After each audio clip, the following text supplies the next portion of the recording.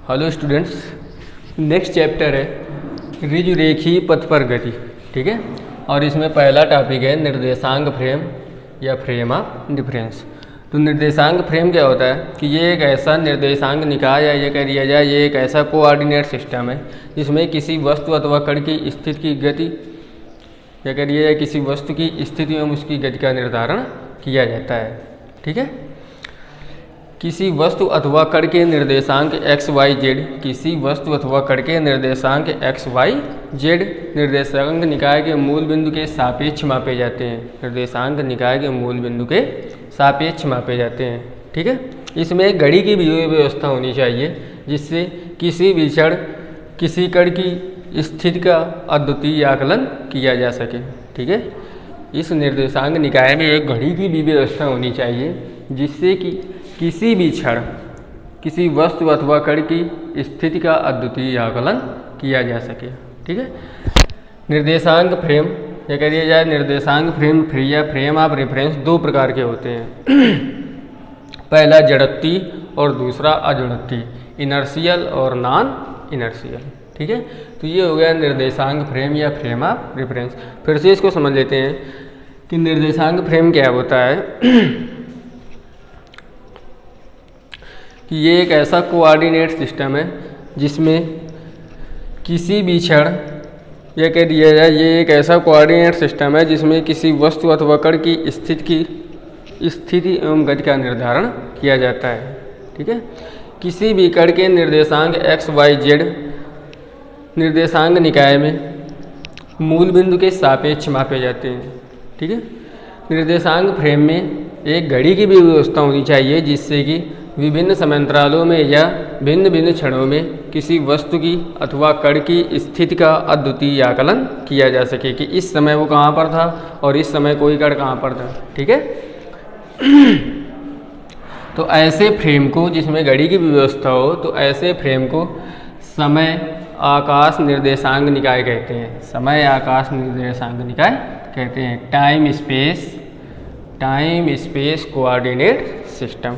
निर्देशांक निकाय दो प्रकार के होते हैं, पहला जड़त्वी और दूसरा अजड़त्वी। जड़त्वी और अजड़त्वी निर्देशांक फ्रेम क्या होते हैं ये आपको नेक्स्ट चैप्टर में बताए जाएंगे। चैप्टर का नाम है वो न्यूटन के गति विषयक नियम, उसमें बताया जाएगी जड़त्वी फ्रेम क्या होता है और अजड़त्वी फ्रेम क्या होता है। यहाँ पर मोटे तौर पर यह समझना तो समझ लो कि वो फ्रेम जिसमें न्यूटन के नियम लागू होते हैं जड़त्वी फ्रेम कहलाता है, और वो फ्रेम जिसमें न्यूटन के नियम लागू नहीं होते हैं अजड़त्वी फ्रेम कहलाता है। ठीक है, दूसरा है एक विमीय गति, द्विविमीय गति तथा त्रिविमीय गति। एक विमीय गति, द्विविमीय गति तथा त्रिविमीय गति। तो एक विमीय गति क्या होती है? एक विमीय गति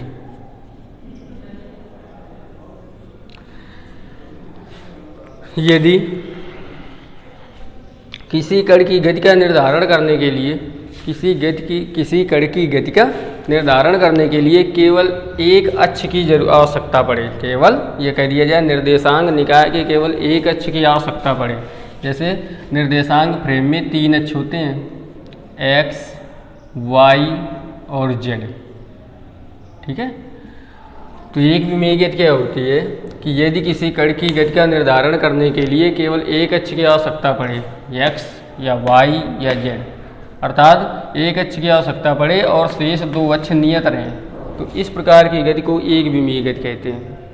ठीक है, एक विमीय गति में जितनी भी भौतिक राशियाँ आती हैं, ठीक है, यह एक विमीय गति करने के लिए जितने भी भौतिक राशियों का प्रयोग किया जाता है वे सभी भौतिक राशियाँ अदिश राशियाँ होती हैं। वे सभी भौतिक राशियाँ अदिश राशियाँ होती हैं। एक विमीय गति के उदाहरण है जैसे रेल की पटरी पर सीधी दौड़ती या कह दिया जाए पटरियों पर दौड़ती रेलगाड़ी। ठीक है, आनत तल पर चढ़ता कोई व्यक्ति या आनत तल पर किसी व्यक्ति की गति या किसी कण की गति। ठीक है, तो ये सभी एक विमीय गतियाँ हैं। दूसरा है द्विविमीय गति। तो द्विविमीय गति क्या होती है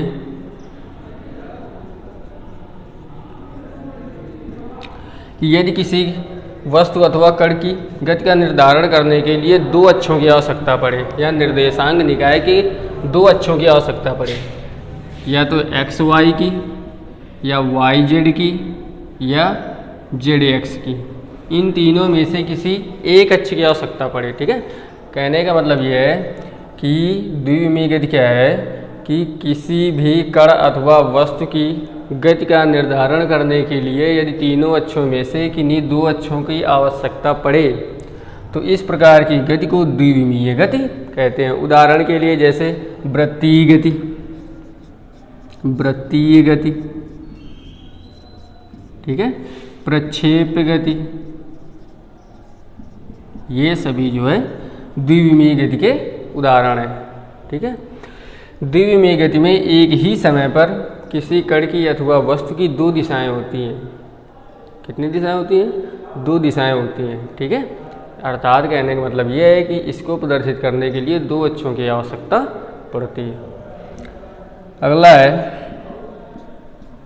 त्रिविमीय गति। त्रिविमीय गति, तो त्रिविमीय गति क्या होती है कि किसी कण अथवा वस्तु की गति का निर्धारण करने के लिए यदि तीनों अक्षों की आवश्यकता पड़े, एक्स वाई जेड तीनों अक्षों की आवश्यकता पड़े तो इस प्रकार की गति को त्रिविमीय गति कहते हैं। उदाहरण के लिए जैसे किसी बंद पात्र में भरी गैस के अणुओं की गति, ठीक देंगे, बंद पात्र में भरी गैस के अणुओं की गति। ठीक है, तो ये हो गया एक विमीय गति, द्विविमीय गति, त्रिविमीय गति। एक विमीय गति क्या होती है कि यदि किसी कण की गति का निर्धारण करने के लिए केवल एक अक्ष की आवश्यकता पड़े, केवल एक अक्ष की आवश्यकता पड़े तो इस प्रकार की गति को एक विमीय गति कहते हैं। ठीक है, दूसरा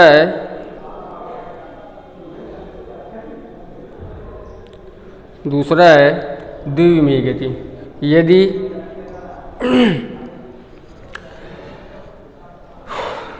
यदि किसी कण की स्थिति का निर्धारण करने के लिए निर्देशांक निकाय की किन्हीं दो अक्षों की आवश्यकता पड़े तो इस प्रकार की गति को द्विविमीय गति कहते हैं। ठीक है, इसके उदाहरण वृत्तीय गति, प्रक्षेप गति।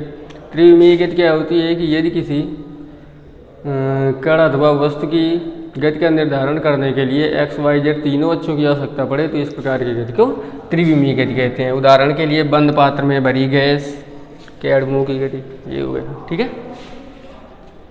अगला टॉपिक है दूरी अथवा विस्थापन। दूरी तथा विस्थापन।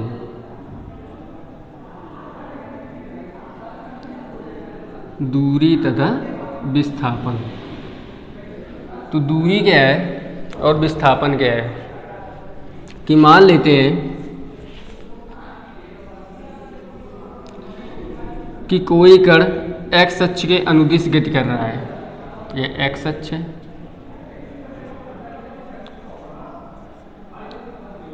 ये मान लेते हैं मूल बिंदु है। ठीक है, मूल बिंदु ओ है। मान लेते हैं कोई कण एक्स अक्ष के अनुदिश गति कर रहा है। ठीक है, ये मान लेते हैं ये दूरियां मीटर में है, ये 20 है, ये 40 है, ये 60 है और ये 80 है। इधर मान लेते हैं कि ये 20 है और ये 40 है। नाम दे देते हैं कोई, ये स्थिति P है, ये Q है, ये R है, ये S है। ठीक है, मान लेते हैं कि कोई कण है जो कि x अक्ष के अनुदिश गति कर रहा है तथा उसकी विभिन्न स्थितियां दिखाई गई हैं P, Q, R, S, और इसमें ये जो दूरियां हैं 20, 40, 60, 80 ये सभी मीटर में है। इतना मान लेते हैं। ठीक है, अब यदि ये कहा जाए यदि वो कण या वो वस्तु बिंदु O से, या कह दिया जाए मूल बिंदु O से बिंदु P तक गया, बिंदु P तक गया, तब दूरी कितनी होगी? तब दूरी हो जाएगी 60। यदि कहा जाए कि वो वस्तु या वो कण बिंदु O से बिंदु Q तक गया तब दूरी हो जाएगी 80 मीटर। यदि ये कहा जाए कि यदि कण बिंदु O से Q तक गया और Q से पुनः P तक आया, बिंदु कण जो है बिंदु O से Q तक गया और Q से पुनः P तक आया, तो इस समय इसके द्वारा वो चली गई दूरी हो जाएगी, तो हो जाएगी ये O से Q तक गया तो ये 80 हो गया, और Q से P तक आया तो ये 20 हो गया, तो 80 और 20 कितने हो गए? 100 मीटर। ठीक है, मतलब O से Q तक गया और Q से P तक आया, तो अब दूरी कितनी हो गई? 100 मीटर हो गई। अब यदि ये कहा जाए कि यदि अब अभी तक क्या हुआ कि इसको नापने में या दूरी मापने में दिशा को ध्यान में नहीं रखा गया। अब यदि दिशा को ध्यान में रख कर मापें कि बिंदु O से कण Q तक गया और Q से पुनः P तक आया, तो अब कितना हो जाएगा? यदि दिशा को ध्यान में रखते हुए दूरी मापी जाए, दिशा को ध्यान में रखते हुए, तो कण बिंदु O से Q तक गया, ठीक है, तो इधर से इधर जा रहा है तो इधर ही को प्लस मान लेते हैं, तो ये हो गया प्लस का 80, ठीक। और Q से पुनः P तक आया तो ये 80 और 20 का 60 का डिफरेंस आया 20, लेकिन Q से P की ओर आ रहा है, Q से P की ओर आ रहा है, तो ये होगा माइनस का 20, ठीक है। तो ये 80 और माइनस का 20 तो आ जाएगा 60 मीटर, ठीक है। तो दूरी और विस्थापन में क्या हुआ कि दूरी क्या होती है कि किसी वस्तु द्वारा तय की गई पथ लंबाई को दूरी कहते हैं। किसी वस्तु द्वारा तय किए गए पथ लंबाई को दूरी कहते हैं, ठीक है।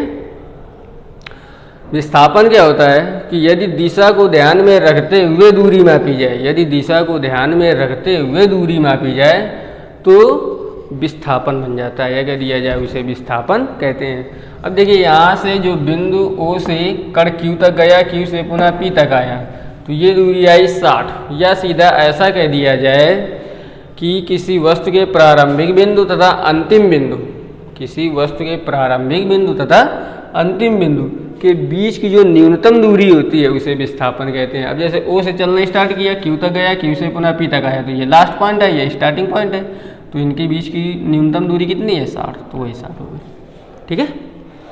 तो दूरी क्या है कि किसी वस्तु के पथ लंबाई को, या कह दिया जाए किसी वस्तु द्वारा तय किए गए पथ लंबाई को दूरी कहते हैं, ठीक है। और यदि उसी दूरी को दिशा को ध्यान में रखते हुए माप दिया जाए तो वही दूरी विस्थापन बन जाती है, ठीक है। जो दूरी होती है वो एक अदिश राशि होती है और जो विस्थापन होता है वो एक सदिश राशि होती है। और जैसे एक उदाहरण ले लेते हैं, ईस्ट, वेस्ट, नॉर्थ और ये साउथ। तो मान लेते हैं कि कोई कण है वो 3 मीटर पूर्व की ओर चला, ठीक है, 3 मीटर वो जो है पूर्व की ओर चला, और 4 मीटर जो है वो उत्तर की ओर चला, ये 4 मीटर उत्तर की ओर चला, ठीक है। तो इसने कितनी दूरी तय की कि 3 ये गया, 4 ये गया। अगर बात की जाए कि उस कण ने कितनी दूरी तय की, तो 3 + 4 कितना हो जाएगा? तो दूरी हो जाएगी 3 × 4 = 7 हो जाएगी। अब यदि कहा जाए कि अब विस्थापन कितना हुआ, तो विस्थापन होता है 2 बिंदुओं के बीच की न्यूनतम दूरी। तो ये प्रारंभिक बिंदु ये है और अंतिम बिंदु ये है, तो 2 बिंदुओं के बीच की न्यूनतम दूरी, तो ये हो गई न्यूनतम दूरी, ठीक है। ये बना 90, ये 4, ये 3, पाइथागोरस प्रमेय लगाएंगे, 3 × 3 = 9, 4 × 4 = 16, 16 × 9 = 25, 25 का √5। तो विस्थापन कितना हो जाएगा? 5 हो जाएगा। विस्थापन = 5 मीटर, ठीक है। तो दूरी और विस्थापन ठीक है ना, कि दूरी क्या होती है कि किसी वस्तु द्वारा तय किए गए पथ लंबाई को दूरी कहते हैं, और जो दूरी होती है वो एक अदिश राशि होती है। विस्थापन क्या होता है, तो यदि उसी दूरी को दिशा को ध्यान में रखते हुए मापा जाए, उसी दूरी को दिशा को ध्यान में रखते हुए मापा जाए तो वो दूरी विस्थापन बन जाती है। या ऐसे कह दिया जाए कि किसी वस्तु के प्रारंभिक बिंदु तथा अंतिम बिंदु के बीच की न्यूनतम दूरी को विस्थापन कहते हैं। किसी वस्तु के प्रारंभिक बिंदु तथा अंतिम बिंदु के बीच की न्यूनतम दूरी को विस्थापन कहते हैं, ठीक है। और दूरी एवं विस्थापन में कुछ महत्वपूर्ण तथ्य, तो पहला तो यही है कि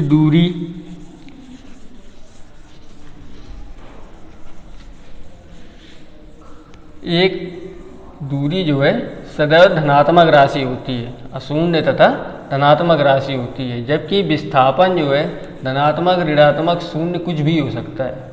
विस्थापन जो है धनात्मक, ऋणात्मक, शून्य कुछ भी हो सकता है।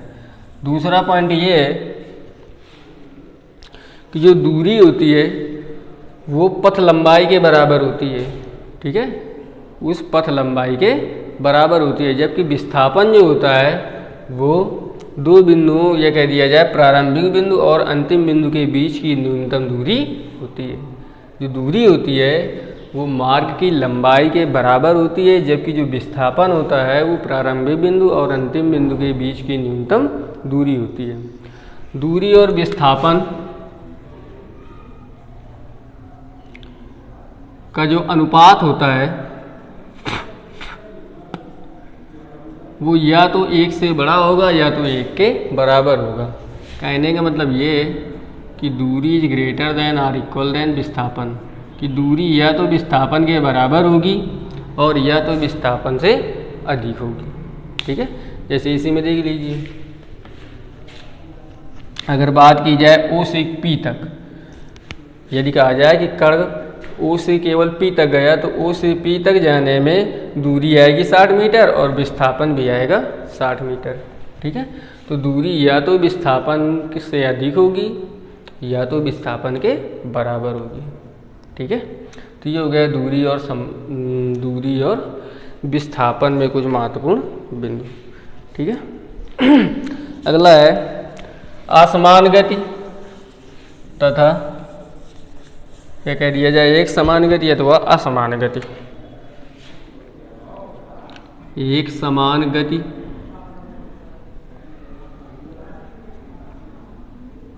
एक समान तथा असमान गति। असमान गति, ठीक है। जैसे यदि कहा जाए कि कोई कार जो है 20 मीटर प्रति सेकेंड की चाल से चल रही है, कोई कार जो है 20 मीटर प्रति सेकेंड की चाल से चल रही है, तो इसका मतलब ये है कि वो कार 1 सेकेंड में 20 मीटर चलती है, 1 सेकेंड में 20 मीटर चलती है। अब यदि ये कहा जाए कि पहले सेकेंड में उसने 20 मीटर तय किया, नेक्स्ट सेकेंड में भी उसने 20 मीटर तय किया, नेक्स्ट सेकेंड में उसने फिर 60 मीटर दूरी तय की, ठीक है। मतलब ऐसा कि पहले सेकेंड में उसने 20 तय की, जब 2 सेकेंड हो गए तो उसने 40, जब 3 सेकेंड हो गए तो 60। कहने का मतलब यह है कि यदि कोई वस्तु एक समान समयांतराल में समान दूरियां तय करती है, यदि कोई वस्तु समान समयांतराल में समान दूरियां तय करती है तो इस प्रकार की गति को एक समान गति कहते हैं। यदि कोई वस्तु समान समयांतराल में समान दूरियां तय करती है तो इस प्रकार की गति को एक समान गति कहते हैं। जैसे ये 1 और 2 सेकेंड के बीच में, मतलब 1 सेकेंड में उसने 20 मीटर तय की और अगली 1 सेकेंड में 40 से 60 दूरी हो गई, मतलब दूसरे से तीसरे सेकेंड के बीच में उसने 40 मीटर से चलकर 60 मीटर तक गए, तो मतलब 20 मीटर हो गया, ठीक है। तो पहले सेकेंड में भी उसने 20 मीटर, दूसरे सेकेंड में भी 20 मीटर तय किया, ठीक है। तो यदि कोई वस्तु समान समयांतराल में समान दूरियां तय करे तो इस प्रकार की गति को एक समान गति कहते हैं। अब यदि कोई वस्तु समान समयांतराल में भिन्न भिन्न दूरियां तय करे या असमान दूरियां तय करे तो इस प्रकार की गति को असमान गति कहते हैं। जैसे कि पहले सेकेंड में उसने 20 मीटर तय की, दूसरे सेकेंड में उसने 30 मीटर तय की, तीसरे सेकेंड में उसने 5 मीटर तय की, तो इस प्रकार की गति को जो है असमान गति कहते हैं, ठीक है। तो एक समान तथा असमान गति समझ गए कि एक समान गति तथा असमान गति क्या होती है। यदि कोई वस्तु समान समयांतराल में समान दूरियां तय करे तो इस प्रकार की गति को एक समान गति कहते हैं। तथा यदि कहा जाए कि यदि कोई वस्तु एक समान समयांतराल में भिन्न भिन्न दूरियां तय करे तो इस प्रकार की गति को असमान गति कहते हैं, ठीक है। ये हो गया। तो आज का इतना ही कि पहला बताया गया निर्देशांक फ्रेम, तो इसको आप अच्छे से पढ़ लीजिएगा। दूसरा बताया गया एक विमीय गति, द्विविमीय गति तथा त्रिविमीय गति, तो इसको और इसके उदाहरणों को आप अच्छी तरीके से पढ़ लीजिए। नेक्स्ट बताया गया दूरी तथा विस्थापन क्या होती है, तो इसको अच्छे तरीके से, दूरी और विस्थापन में कुछ महत्वपूर्ण बिंदु बताए गए 2-3, उनको ध्यानपूर्वक आप पढ़ लीजिए। और ये हो गया एक समान तथा असमान गति। ठीक है, ओके स्टूडेंट्स।